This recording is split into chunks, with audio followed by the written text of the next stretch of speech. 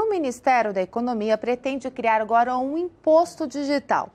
O argumento é que esse dinheiro serviria para compensar a perda da arrecadação com eventual desoneração da folha de pagamentos. Falando assim, é um pouco difícil de entender e por isso a gente volta a falar com André Galhardo.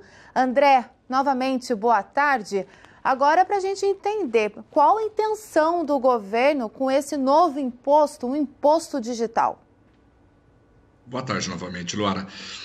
A intenção é a seguinte: antes do evento da pandemia, quando a gente olhava em dezembro de 2019, já se percebia da incapacidade do governo de criar um resultado primário positivo. O que é isso? Gastar menos do que arrecada. As estimativas oficiais do governo, na verdade por um órgão independente do Senado Federal, era de que só em 2026 o governo federal conseguiria gastar menos do que arrecadou.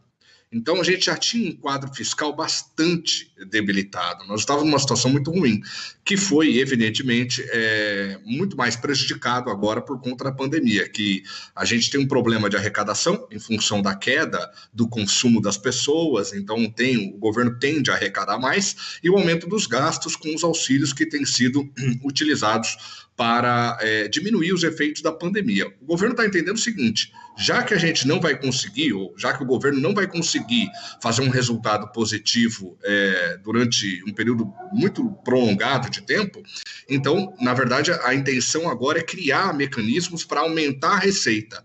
Já que o governo não consegue parar de gastar ou diminuir de fato o seu gasto, ele está olhando para a receita. Então, acabou propondo um imposto que está sendo chamado pejorativamente de nova CPMF, porque é um imposto que seria transitório, segundo o governo, mas cabe lembrar aqui que a própria CPMF também era contribuição provisória, né, e acabou ficando 10 anos como um imposto, então um imposto ordinário, não extraordinário.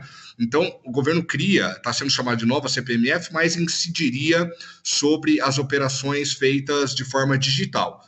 Então, o governo, o intento é esse: tentar arrumar mais receita para ver se diminui esse rombo fiscal que está presente conosco desde 2014. Eu lembro que a antiga CPMF também foi batizado de imposto do cheque, né? Incidia sobre as movimentações financeiras. E essa nova CPMF, né, que assim está sendo chamada, o que isso muda para o contribuinte na prática? Ninguém escapa desse novo imposto se aprovado pelo Congresso? Muito bom, Eduardo. Exatamente, imposto do cheque, né, que era sobre operações financeiras.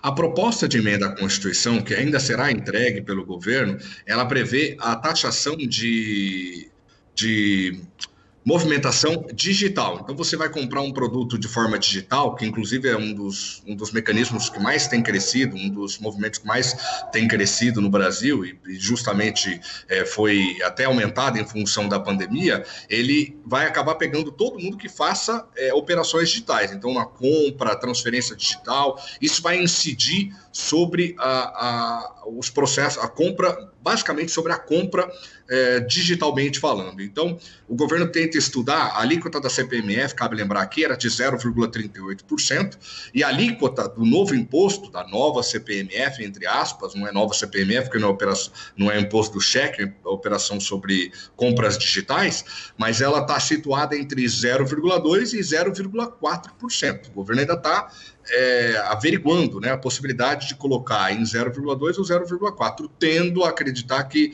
não vai ficar próximo ao piso, justamente pela necessidade que o governo tem de arrecadar mais. O grande problema aí, Eduardo, e todos que nos assistem, não é o novo imposto. O problema é que a gente está deixando de novo escapar a possibilidade de reformar todo o sistema tributário brasileiro.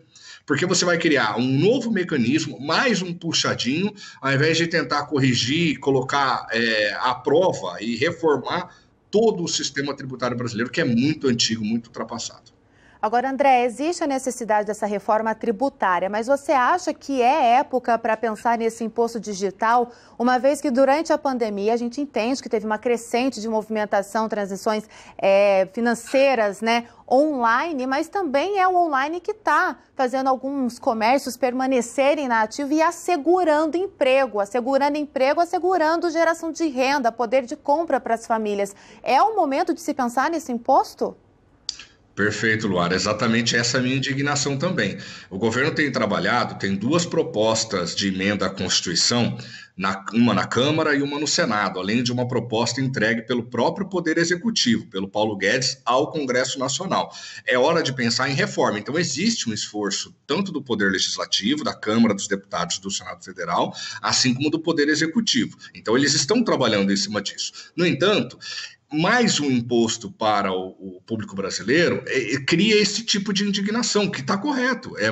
Novamente, se for 0,2%, é claro que isso não vai deixar as pessoas mais pobres, mas, de modo geral, acaba tirando mais renda da população que tem como meio digital uma das alternativas, como você bem disse, Luara, uma das alternativas para sobreviver no meio dessa pandemia e, de novo, cabe lembrar, em 2019 já era desafiador. A gente já tinha um processo econômico que vinha desacelerando. A nossa economia estava crescendo, mas a ritmos cada vez menores. Tanto é que o PIB, que nós já falamos em 2019, foi menor que o PIB de 2018. Então, tira de novo, né? Acaba abocanhando mais um pedaço de uma alternativa que o brasileiro encontrou para tentar sobreviver a essa crise, sobreviver a essa armadilha de crescimento baixo, a qual nós estamos já há mais de 3 anos. Então, qual que é a ideia central agora? Eu sei que é muito mais fácil falar do que fazer, mas a ideia central é fazer uma reforma tributária que permita arrecadar mais com a mesma carga tributária, ou seja, o governo vai conseguir arrecadar mais recursos, arrecadar mais imposto,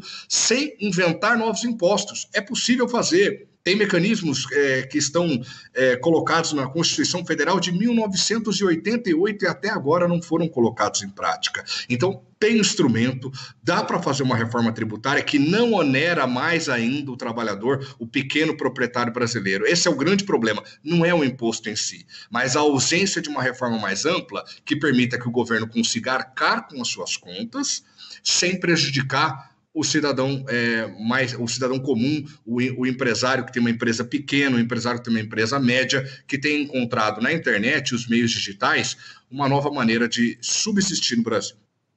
André, eu quero agradecer muito a sua participação, esclareceu e bastante, primeiro sobre essa nova cédula de R$200, agora sobre essa nova CPMF. Vou falar para você uma coisa aqui, confidenciar.